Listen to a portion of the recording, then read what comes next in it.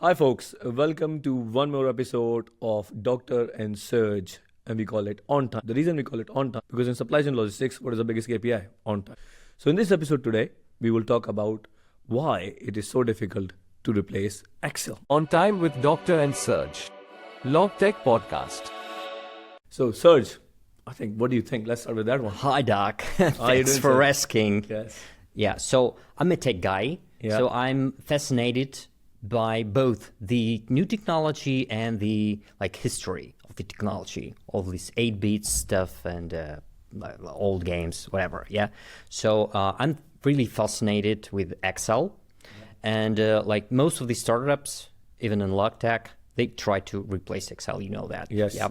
So Excel is a Microsoft product, not the first one who deals with spreadsheets. Right. Anyway, what I'm interested in is in the business part of that. Yeah. So the guy who did Excel, he was thinking of a blackboard where you do all these calculations for manufacturing, supply chain, and once you did a small mistake, you have to redo all the calculations. Yeah. And if you erase something on this blackboard, change, you never notice what's going on. Yeah. So it was difficult, and he was imagining that tool like a virtual digital. Interesting thing for me is that before that invention, nobody even thought of a tool like that. So you had maybe a calculator that helps you to calculate something. That's for, I don't know, lawyers and accountants, the calculator. Yeah. But for software, because the compute was very expensive, the time, you pay for time basically per hour for using huge terminal computers, and nobody think of an application for an accountant that would be that customizable as an Excel, right? If you need special calculation for budgeting purposes, manufacturing, you just have to have your own custom development. Right. You hire a developer, and the developer will do everything. Right. That guy who invented all these digital spreadsheets, he thought that with the advent of this personal computing, which was very affordable, cheap, he thought, I will be out of business as a developer. I'll have to become a businessman now. I'll have to invent business model that will survive this advent of personal computers where everyone will be able to write some kind of software with BASIC. So he started doing that thing, Excel. Yeah. In Microsoft though. Not in Microsoft. No, he had his own company for that. But anyway, the key thing for me is that personal computing gave not just this affordable hardware, but also the idea that you can have software that will be customizable by any kind of specialist, accountant, doctor, whatever, manufacturing, supply chain guy, who can basically develop his low-code custom software in modern terms, right? That and you don't need a developer for that. So the guy was thinking of himself he will lose his job as a developer because everybody will be using BASIC. So he was looking ahead of BASIC, in the future. What if I will make a tool that will be really accessible for everyone? And no one before that didn't even think of it. He approached his professor, some business people, and they were all telling him, no chance. What is that? No chance. Yeah, everybody is just paying developers to make custom software that will run quickly, and no one will be using that. Before that, there were no software market. Right. Yeah. After that, there's suddenly a market for software that you can customize, being not a developer. Right? So that's what fascinates me in Excel, and especially with these new AI thing that are coming out now. Again, it's same story. You don't need developers suddenly, and all developers are worrying that they will lose their job because of those tools, right?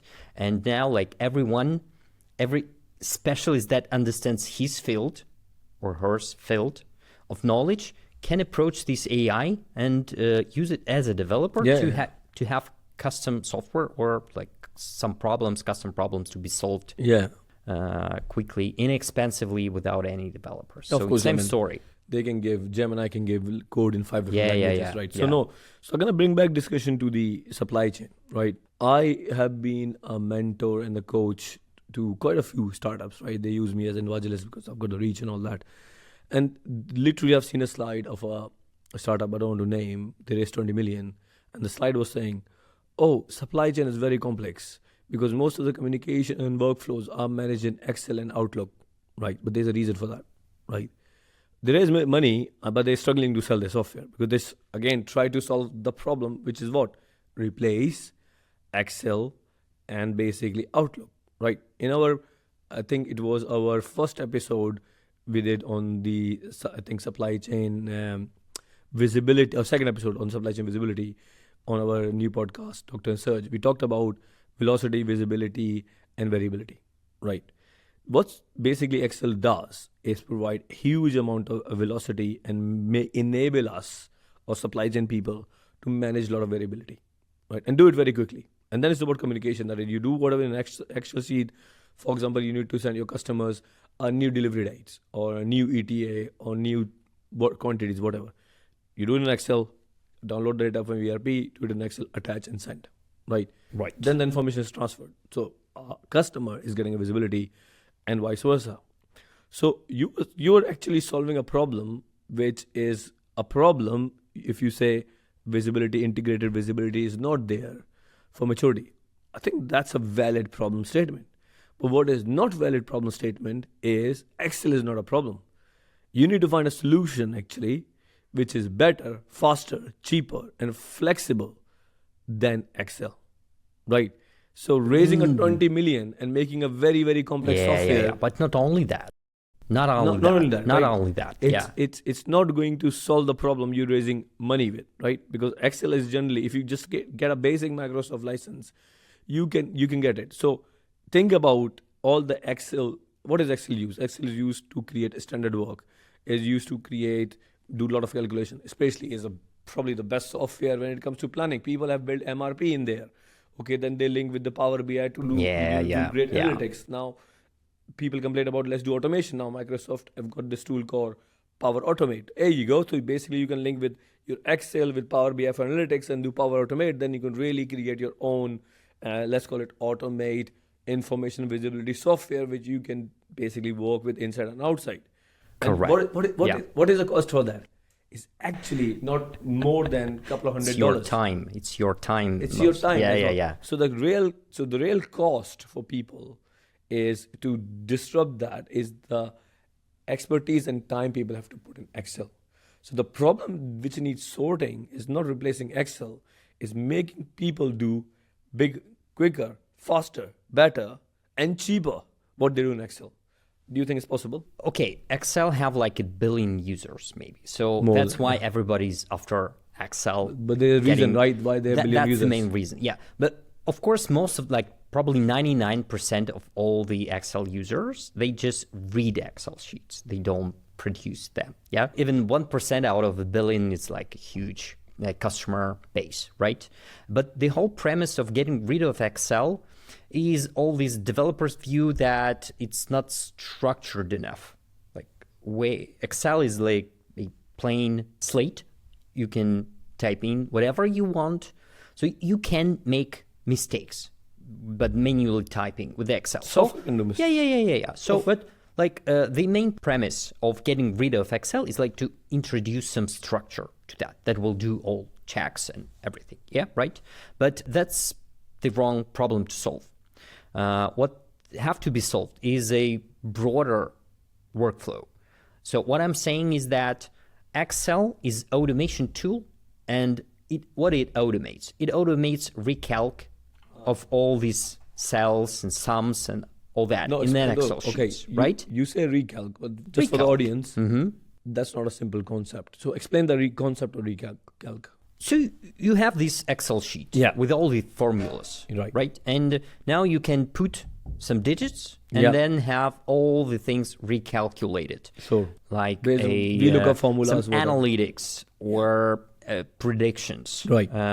Of Forecasting. forecasts, right? Yeah. So time series analytics, Right. It will be recalculated, and it's easily and inexpensively just to change few digits or a whole column and get everything recalculated. Right. But the question is, why do you even need to do that? Like, what are you recalculating? Why do you have to put some manual digits in that spreadsheet? And what are you doing after recalculation? Like, where are you sending it to? What's the problem with Excel? Like, why do you need that, right? So in order to replace Excel, you have to replace this whole workflow of collecting the data Yeah.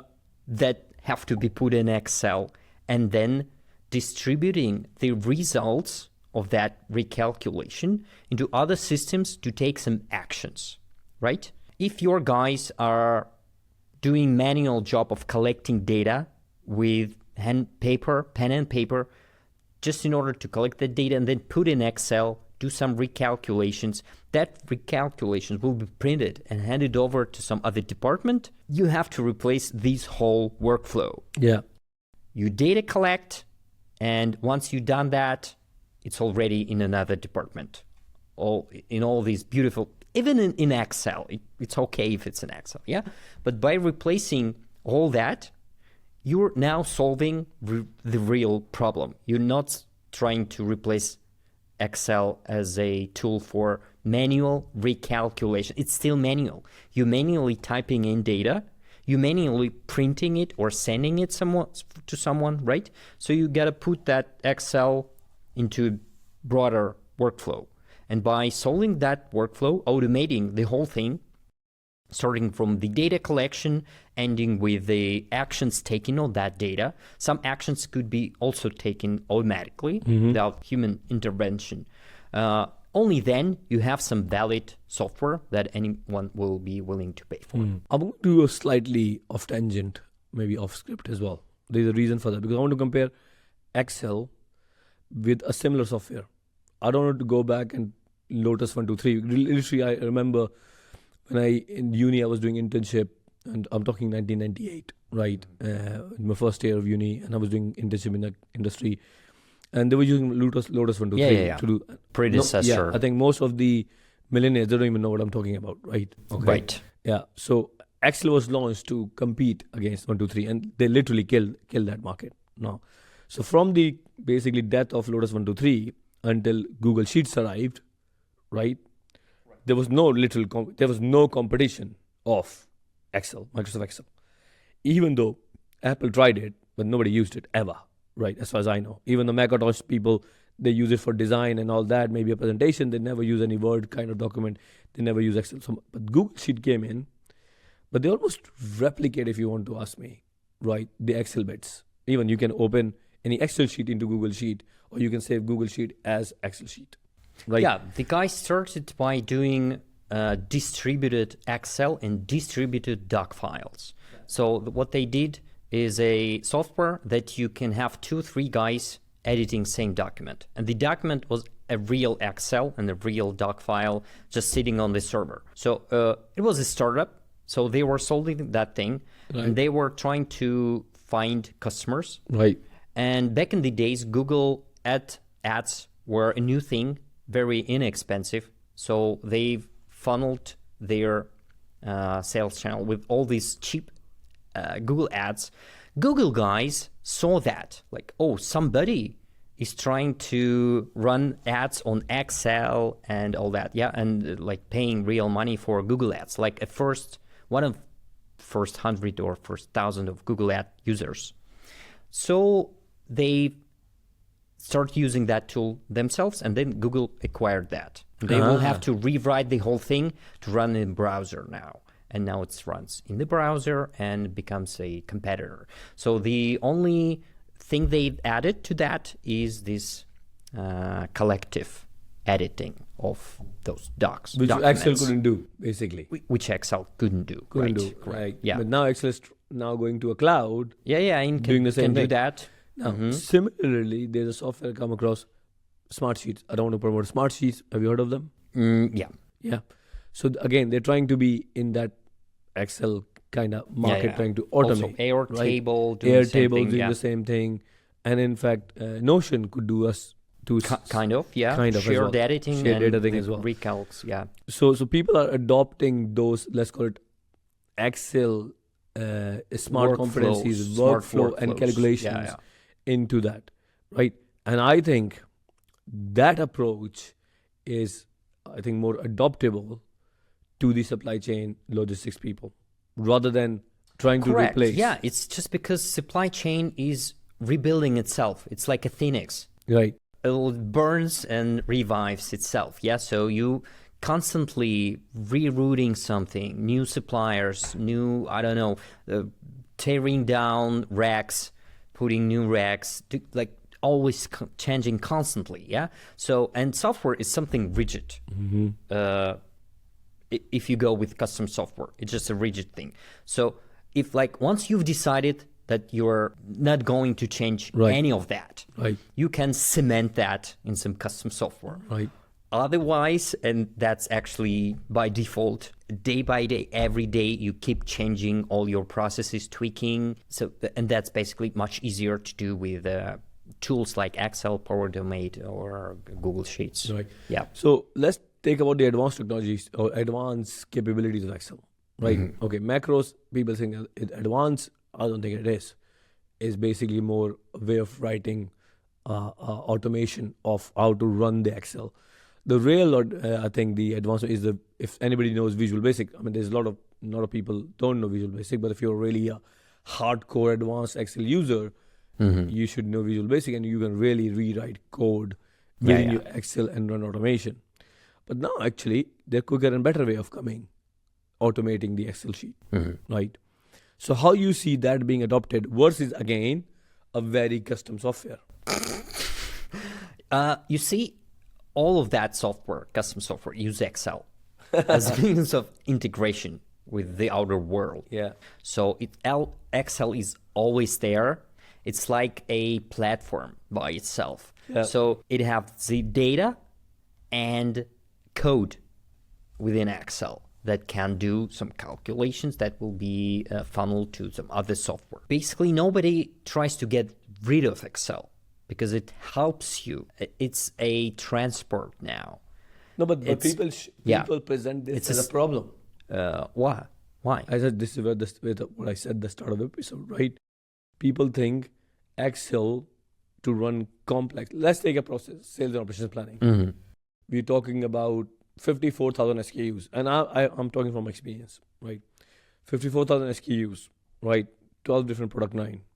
If you want to run your time series forecasting versus the budget and you want to basically scale down, right? Or you want to see a focus by warehouse, a focus by product line, a focus by sub-product group, a focus by country, people want slice and dice. Yeah. Excel is pretty rubbish there. Excel kind of. It is rubbish. Telling you from experience. Okay. Right. Yeah. Right. So I trust you on that. No, because once something goes wrong, right? In Excel, a link is broken and the data import is not done. Yeah, it's very hard to find the reason. It's disaster. Yeah. Right. And then leadership will get pissed off that your table is not making sense, your graph is not making sense, your forecast is wrong, your history is wrong. Yeah. And then if the data is dirty, you have all this not available, error, whatever, across all the cells in Excel. I can name few, like if you think about 09, Future Master, Slim Stock, literally these guys are doing a better job through the computational power because they have a faster communication. What Excel can actually do, but pretty bad at it. Pretty slow at it, very time consuming. And they just wrote a software actually can do better and faster in cloud. Right? Right. So this market of those supply chain softwares has built on the inadequacies of Excel, I would call it 5 years ago. Kind of. Just yesterday, I was running my own Excel. Right. 100,000 records. Wow. In one of them. Yeah, just to analyze sales, my sale. And and every time, so there were plenty of these lookups and sums, conditional sums, and I've changed small thing, and then I have to wait for a minute or two to recount that in the cloud, even in the cloud. Yeah, okay. So, and I tried to switch to some other tool, but that's a hard thing to do, okay? Because of all the other tools are structured. You have to name your tables. You have to name your columns. You have to decide on the data structure. On the format of all the, and I was always going back and forth. Okay, I can spend a day or two trying to put all this metadata on top of my data to tell that tool like how to treat it, and only then I will be able to do anything good with that. Or I can stick to Excel, just wait this 1 minute, 2 minutes, it builds up a bit again. In 2 days, I've done that in Excel. So I didn't go for, although I'm a skilled developer, I can go for BigQuery, I can use all these other tools that can do like Airtable or Tableau, but basically just switching from one solution to another, it takes a day or two. Yeah, and if you're doing that calculation once, like I did, I just never go for it. Right. Yeah. No, so you mentioned just now that naming of the data, Yeah. which itself is a problem. I know so many softwares, right, rely on Excel for just one functionality, because most of the data sits in ERP. Let's call it the two bigger one, Oracle, SAP, right? Any other supply chain software, could be logistics, could be WMS system, could be demand forecasting, inventory, procurement, spend analytics, you name it. If you ask them, okay, you build a great software, how are you going to get data? Actually, we have designed a file, right, with a structured file, right? What you could do is you can download the data in Excel to name it, and then import it, and then run what we call it a query, right? Right. Okay? And to run the data overnight, and then we're going to import it into our software. But spend a week or two trying to clear your data. No, okay, but what they do mapping, right? So for example, if you're running the inventory report, right, you would say, okay, you have a file, let's call it MD04 in SAP. Okay, you download that, right, and download it into Excel, then you name it based on the file which your software can read. Right, yeah. But the problem is like date format. Sorry for cutting you. So we used to call it cron job. Cron job means you download the data. Download the fresh file. Runs on Linux in the cloud. The cron job. So it's astonishing for me, right? Why we haven't found a way, or any other software, right, to name the bloody thing, right? So why you need Excel for naming? What do you think? You're a coder, right? Please explain. Yeah. Okay. So the problem is that all the older hardware and algorithms, they are building very structured math. Very structured. Yeah.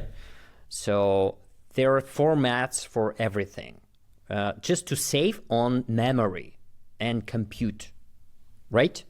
So if you have a date, as a human, you can understand date in a whole bunch of formats. Like you see it and you know that's a date. For a computer, there is a special, this binary format for dates. Same for floating, same for currencies, for all of that, right? So in order for an older programs to run a computation on your data, all your data have to be in that format.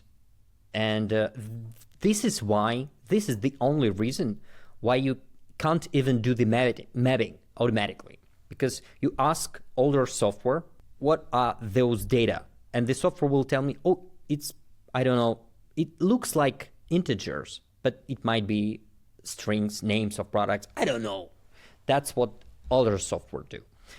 These new LLMs that AI utilize, they approach that differently. So AI can eat your data in plain text and run the computation in plain text, the Wow. way people does, right?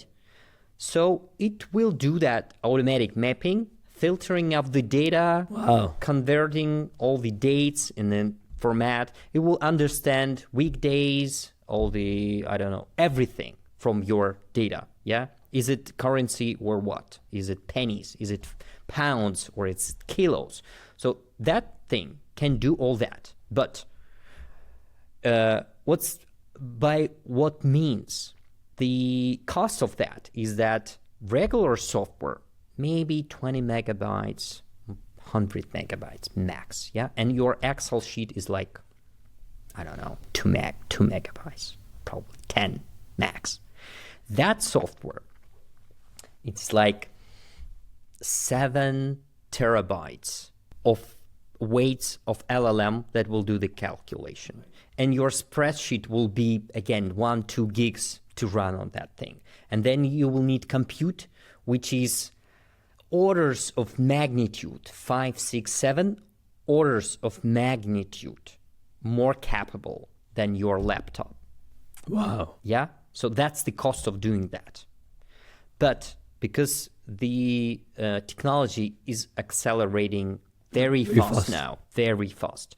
It's even more than double now the amount of compute in 2 years. Yeah, it's like 5 times in 2 years. Yeah, with the NVIDIA and all this. So pretty soon you will have that either within Excel or in other tools that will receive your data in any form. But having said that, so now the Microsoft is working very fast using, again, ChatGPT, but what they claim, they have used their own AI and some elements of AI. So they got this Copilot built in already. Correct. And we've seen the videos of, the demos of the Copilot that you literally write on a Copilot, I need a presentation for my daughter's graduation party, blah, blah. And boom, it will do everything. It will take the pictures from the cloud, it will put it together, and here you go, your presentation. Same with work. So same will be for Excel. AI Excel. So basically, you just throw in the data and tell the Copilot. These new, it's not LLMs now. So GPT-5 will be able to do that task. Like you take your phone, you just videotape all the boxes and pallets, and then tell, I want an Excel with all the products, quantities, dimensions, everything. And we will do that from video to Excel table, okay, in an instant.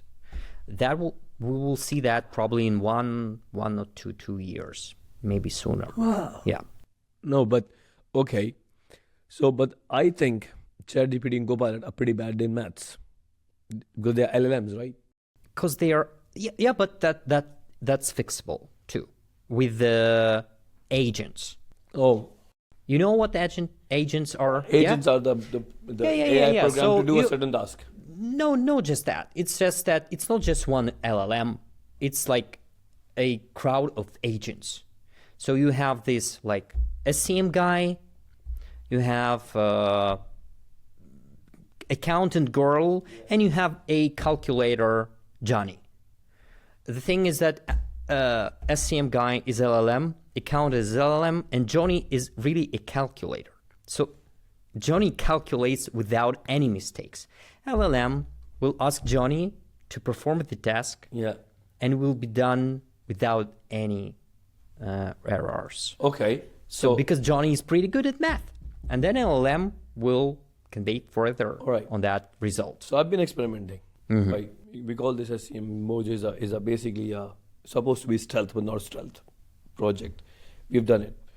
So the LLM supply chain guy knows how the planning works, right? MRP, Kanban, blah blah, right? But he doesn't know how to do maths. He has to ask Johnny. Yeah. Right. Yeah. Right. So basically, take 10 years back when I was supply chain manager, right? I used to call this traffic light report, or tell me what item is out of stock, what we have the right stock, what we have extra stock. And then I used to review, okay, what is an order, what are we going to order, so we know we should not be out of stock, we should be in stock. I have 3 people doing that, literally 3 people, right?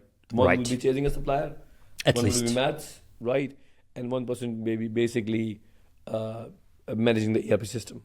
The problem is that your employee, if it's a capable one with some experience, He knows what to do.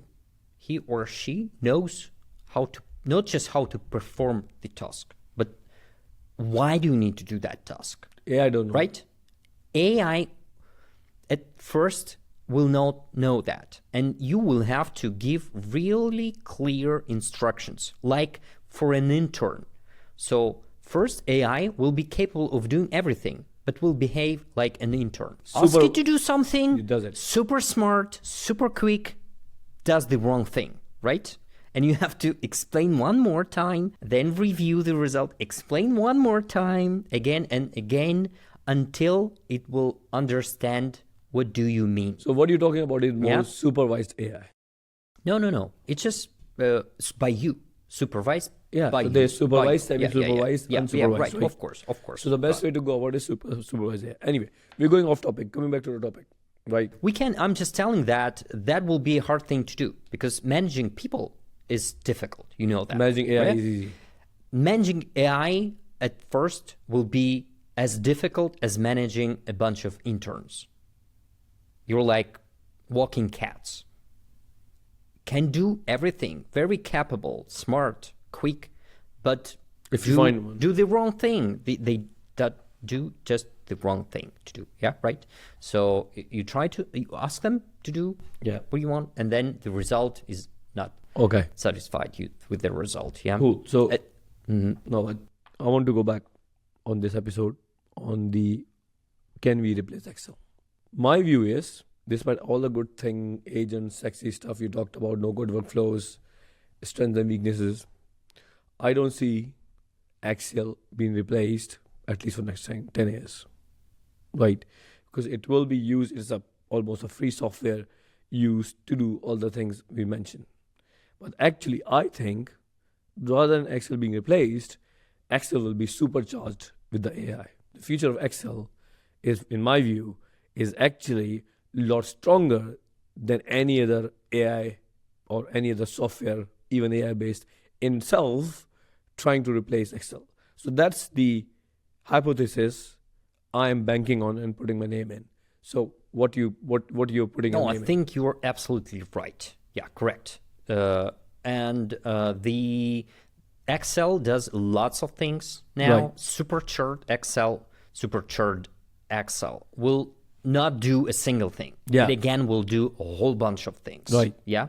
So, and it will be very hard to compete with that because everyone who will be competing, they will do some narrow, specific task, right? And Excel will again do all of the things, right? And it will be very hard to compete. So Excel as file format will be maybe just a medium for storing an information. But Excel as a software product will be a part of all of the workflows that automates data transformation, conveying data from one department to another, doing all these smart transmutations, analyzing of the data. All that will be done on another level of sophistication. So are we concluding, both of us, that future of Excel is bright, green, and it's going to survive, it's going to get more powerful? So don't fight with Excel, it's there to stay.